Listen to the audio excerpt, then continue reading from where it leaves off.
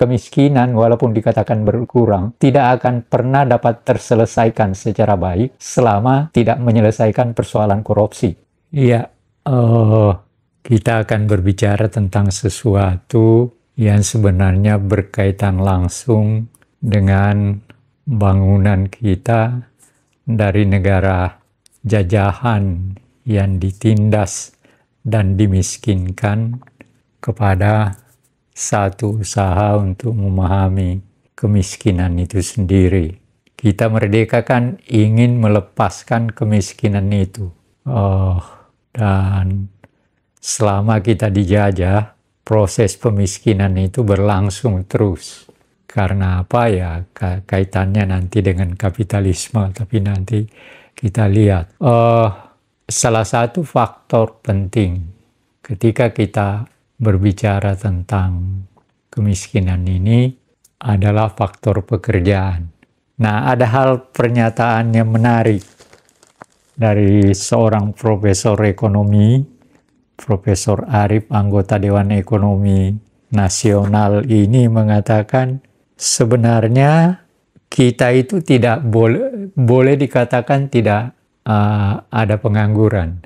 Artinya orang bisa bekerja dengan semeraut segala macam pekerjaan. Tetapi yang tidak ada di Indonesia itu yang melahirkan dugaan akan pengangguran itu adalah pekerjaan yang layak. Itu menarik saya kira. Nah, nanti akan pemerintah seharusnya memikirkan apa pekerjaan yang layak itu. Apa ukuran-ukurannya kan? Apakah pembantu misalnya itu pekerjaan yang layak, atau apakah pekerjaan sebagai pembersih jalanan itu adalah pekerjaan yang layak dan sebagainya. Jadi, tapi terlepas dari itu, kenyataan dan ini juga berdasarkan apa yang dikatakan oleh BPS misalnya bahwa ada pengangguran, kalau tidak salah sekitar 7 jutaan orang. Ya, 7 jutaan. Ya kalau dilihat dari jumlah ratusan juta Indonesia, 7 juta itu seakan-akan sedikit. Tapi sebenarnya nggak seperti itu. Salah kalau kita menganggap, kalau menurut saya sih kemiskinan walaupun dikatakan ada yang mengatakan bahwa kemiskinan menurun. Ya oke lah, anggaplah seperti itu. Tetapi kan menurun atau tidak, kemiskinannya kan tetap ada. Persoalannya kan itu. Ada 2 contoh yang menarik yang kebetulan saya lihat di TV One, kalau tidak salah, di Banten atau apa, ada seorang orang tua yang punya pekerjaannya adalah mencari bahan-bahan bekas, tapi anak perempuannya mengalami kelumpuhan. Sejak lahir dia dan berkembang, tapi ayahnya yang menghidupi dia, pekerjaannya hanya hidup dari dari mencari bahan-bahan bekas itu. Dan satu. Yang lain kalau tidak salah juga saya lihat di TV One di Palembang. Ada sepasang suami istri yang suaminya buta, istrinya kakinya bengkak nggak bisa jalan, dan hanya kalau mau makan hanya sekali-sekali mungkin mendapat dari tetangga atau apa. Tapi dia mengatakan bahwa dia tidak jarang tidak makan sampai 3 hari. Ya wajar aja, suaminya buta, dianya nggak bisa jalan, dan dia juga tidak punya pekerjaan apa-apa. Itu belum lagi yang lain yang kita lihat. Hal menarik, misalnya pernah juga diperlihatkan di Jakarta ini ada satu ruangan yang ya sekitar ini isinya 36 orang. Jadi kalau mau tidur gantian, ya perih melihat itu atau cerita semacam ini, tapi itu fakta. Ya.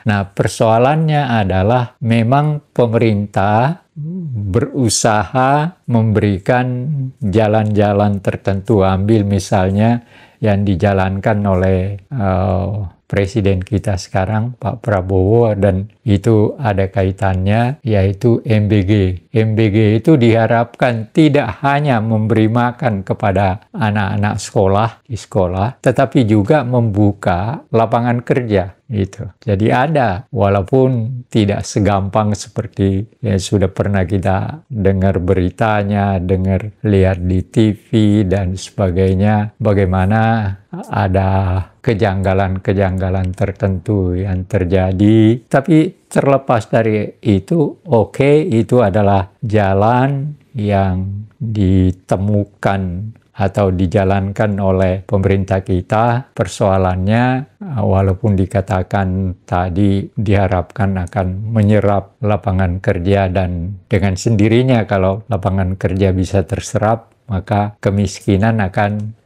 berkurang. Kan itu keinginannya seperti itu. Tetapi sebenarnya juga mungkin ada hal saya mempunyai paling tidak dugaan, bahkan percaya kemiskinan walaupun dikatakan berkurang tidak akan pernah dapat terselesaikan secara baik selama tidak menyelesaikan persoalan korupsi. Dan contoh, dan ini dihitung oleh Presiden kita sendiri ketika menghadiri penyerahan 13, sekian triliun dari Jaksa Agung ke Departemen Keuangan. Hasil korupsi 13 triliun. Itu baru 13 triliun. Padahal yang diungkap oleh kejaksaan selama ini ratusan triliun. Nah, tetapi oleh karena itu saya merasa bahwa pemerintah harus lebih kreatif menemukan lapangan kerja yang layak yang dikehendaki oleh Profesor Arif, anggota Dewan Ekonomi Nasional ini. Cukup terbuka dia, dan dia menganggap bahwa bansos tidak cukup. Ada keberanian, agak kaget juga saya bahwa walaupun dia profesor di sebuah universitas yang terkenal, tetapi pernyataan tertentu menurut saya ya agak dilihat dari pandangan pemerintah agak kontroversial. Tetapi tidak apa-apa, menurut saya justru itu adalah kejujuran. Ya, jadi salah satu hal penting yang dikemukakannya adalah bansos itu tidak cukup dan pekerjaan lain. Kita tidak ada pengangguran, yang tidak ada itu adalah pekerjaan yang layak. Nah, ini menarik sebenarnya dilihat dari segi pandangan untuk mengetahui seberapa besar atau seberapa cepat langkah-langkah yang bisa ditempuh di dalam rangka mengurangi kemiskinan itu. Ini menurut saya menarik dalam arti kata itu, karena ya terkadang orang mengeluarkan pernyataan walaupun ketika dia katakan seperti ini kemiskinan sudah berkurang seperti ini, oke lah. Tapi faktanya kan di tengah masyarakat, kemarin saya ke Jogja, saya masih melihat ada peristiwa yang saya alami di mana nampak bahwa ya kemiskinan masih tetap bagian dari kehidupan kita. Nah, di samping demokrasi juga sebenarnya ada hal yang harus dipikirkan oleh pemerintah sekarang.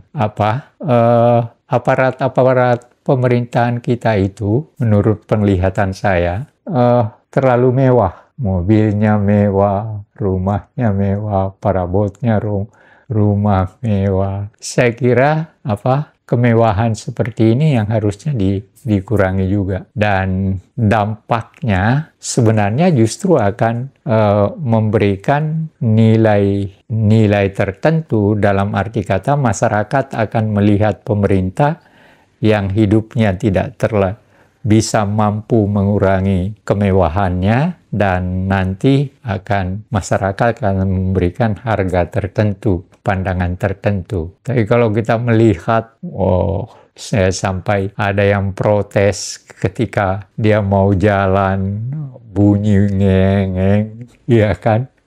Lampu, strobo. Iya, strobo. Iya. Nah, itu kan semua sebenarnya untuk apa? ya kan mereka bisa ukur, oh saya kalau memang benar dia mau cepat, dia bisa ukur kan. Saya akan jalan dari kantor saya ke sana hanya berapa menit atau berapa jam. Tidak perlu dengan kemewahan, ada yang harus dikawal dan sebagainya. Pengawal itu memerlukan biaya juga kan? Ya diperlukan, mungkin dalam hal tertentu saja, tidak setiap saat. Nah ini semua adalah belum lagi, tapi ya yang brengsek di kalangan tertentu juga, misalnya bansosnya diberikan malah dipakai judi. Jadi ada faktor, harusnya juga masyarakat sendiri memiliki kesadaran bahwa kemiskinan ini harus secara bersama, bukan hanya menekankan kepada pemerintah, tetapi kesadaran pada masyarakat bahwa ketika lingkungan masyarakat saya masih tetap seperti ini, kemiskinan masih ada, maka ini akan menyebabkan lingkungan saya tidak nyaman. Nah, jadi masyarakat juga, apalagi mereka mengetahui bahwa aparat pemerintah misalnya mulai dari RT sampai camat pasti tahu siapa yang menerima bansos kan, dan siapa yang menjudikan bansos itu. Nah, saya terakhir dari Depsos sudah mengatakan sudah ada sekian juta orang yang bansosnya dihentikan karena ketahuan judinya. Ya itu tindakannya menurut saya baiklah. Tetapi saya mau menekankan juga masyarakat jangan diam melihat kenyataan seperti ini. Jadi masyarakat jangan menganggap bahwa mereka yang dapat bansos selalu menjudi itu sesuatu yang ya abaikan aja lah. Itu hak dia loh.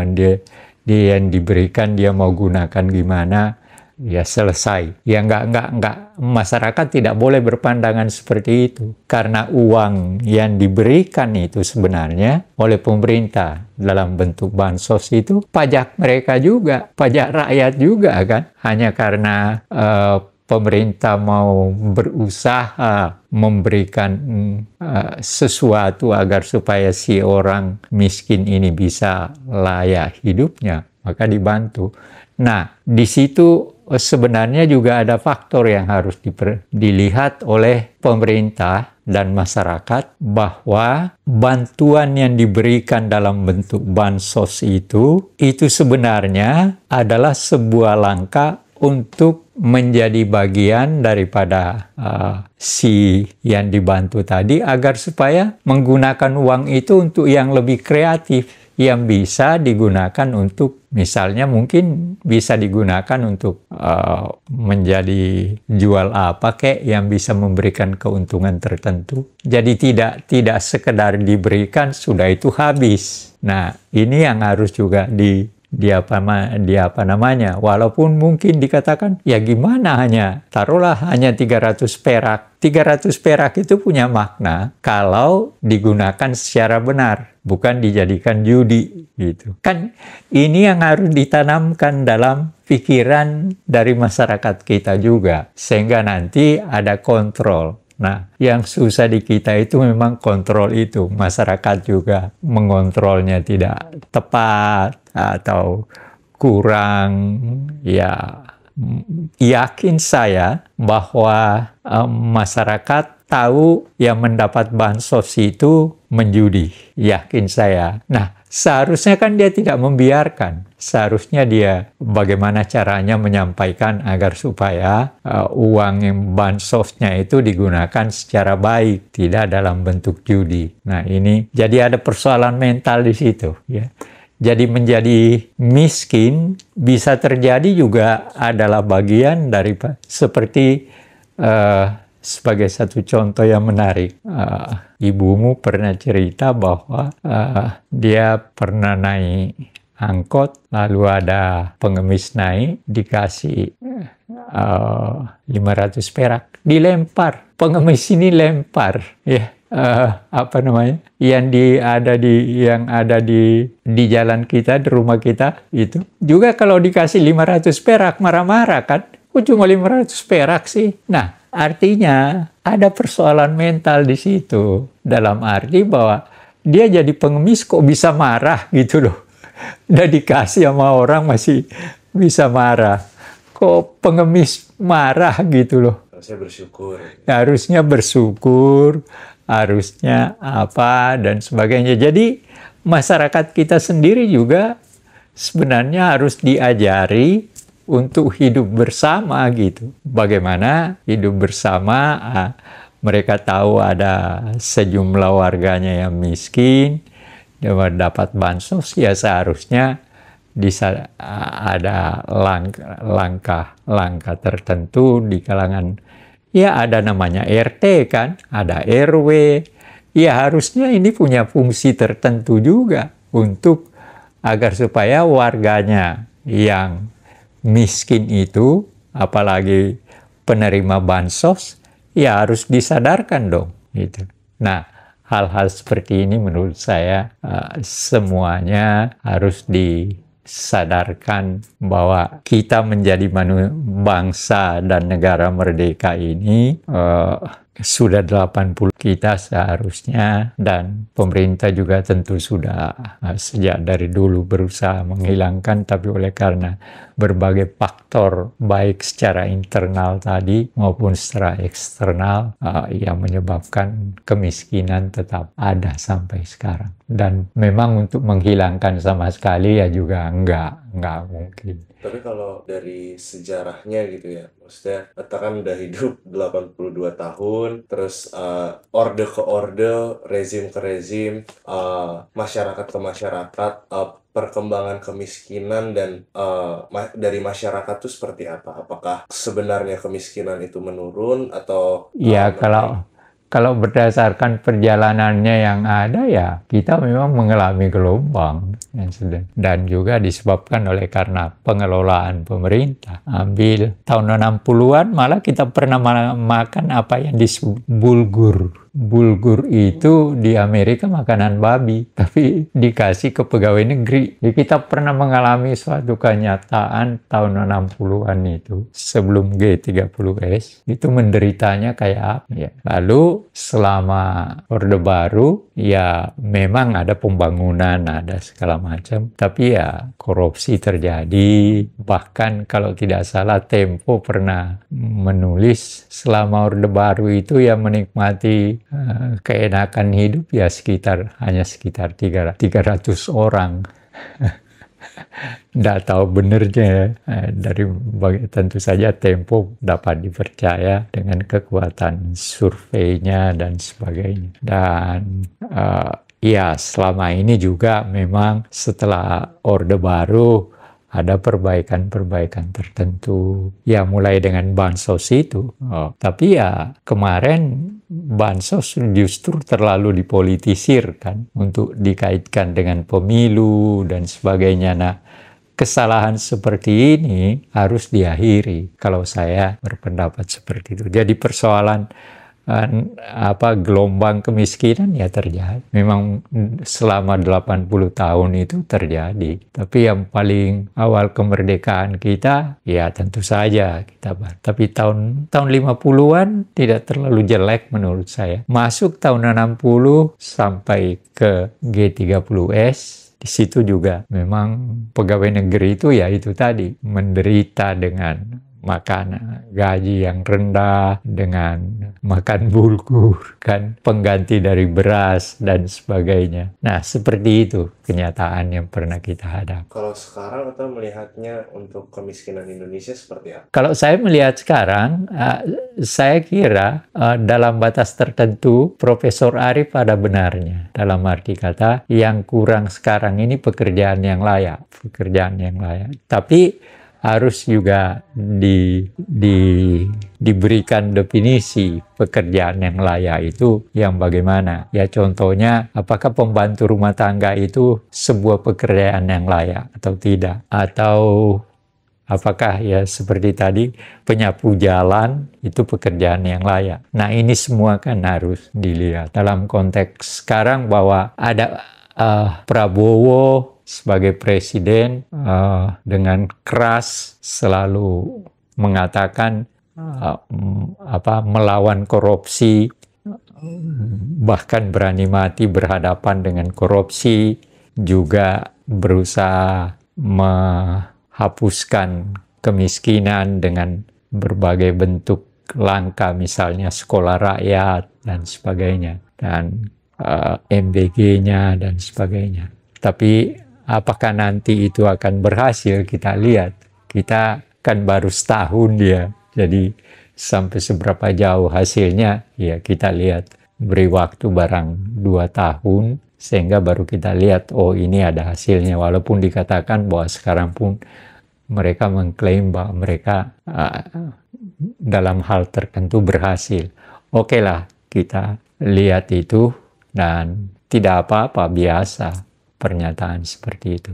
Tapi kita lihat, ya seperti yang saya katakan tadi, ya kenyataan dalam masyarakat masih ada, pengangguran masih ada, dan diakui secara BPS mengakui sekian, masih ada sekian banyak orang miskin di Indonesia dan sebagainya. Seperti itu. Kalau dari atas sendiri, solusinya kalau dari atas sendiri ya, apa sih langkah-langkah yang bisa dilakukan dari baik itu masyarakat, pemerintah, dan keduanya untuk mengatasi kemiskinan ini?